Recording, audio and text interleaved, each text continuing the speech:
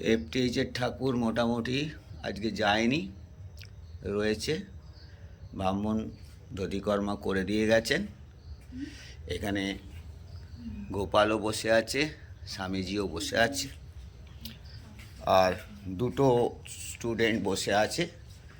এরা ঠাকুরের কাছে এখনো রয়েছে। এই পুজো এখনো বসে আছেন। আপনাদের আজকে ভাসান হয়নি? না, আজকে মঙ্গলবার। ও ভাসান করতে নেই বলে আপনারা করেননি। তো আপনারা গান শুনছেন? হ্যাঁ, তো মোটামুটি দুজন, আর কেউ আসেনি কেন? আমরা এসেছিলাম একটু কাজ করতে। তারপরে তো আপনারা কোন ক্লাসে পড়েন? মাধ্যমিক দেব। আপনারা মাধ্যমিক দেবেন, তাও এরকম এনজয় করছেন? আপনাদের পুরো প্রিপেয়ার আছে সব রিলেশন?